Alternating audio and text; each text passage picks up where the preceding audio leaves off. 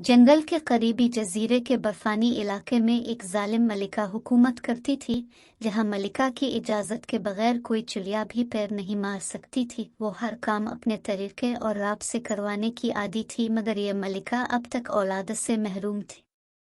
शायद इसकी बदनसीबी थी या फिर रियाया की बद्दुआ के मलिका इतने अरसा तक साहिब औलाद न हो सकी। फिर एक रोज़ ऐसी अनहोनी हुई कि किसी को इस पर यकीन नहीं आया। मलिका के यहाँ एक खूबसूरत सी नरम नरम फूले फूले गालों वाली गुड़िया ने जन्म लिया, जो इतनी खूबसूरत थी कि जो भी इसे देखता देखता ही रह जाता। मलिका ने इसका नाम शहरबानो रखा।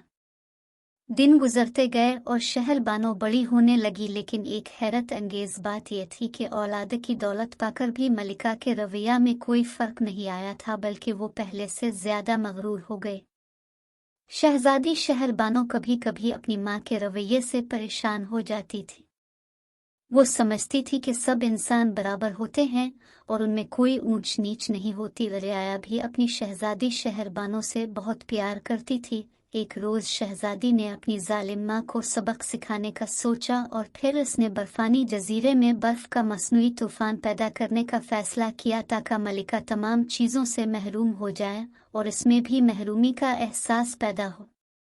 अगले रोज़ मलिका अपने वज़ीर की किसी गलती पर गरज रही थी कि महल का दरबान परेशानी के आलम में मलिका को तूफ़ान की खबर देने पहुंचा। ये सुन कर वो सख्त परेशान हो गई। अब तो इसे अपने सब जुल्म याद आने लगे जो उसने रियाया पर ढाए थे।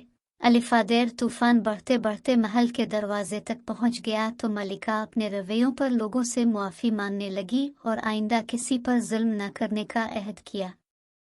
शहजादी शहरबानो ने जब यह देखा तो इसने मसनूई तूफान को ख़त्म कर दिया। फिर इस जजीरे पर लोग हंसी खुशी रहने लगे। कहते हैं वहाँ बर्फ़ की मुंजमद ज़िंदगी भी खुशहाल दिखाई देती है और हर तंगी में भी आसानी नज़र आती है।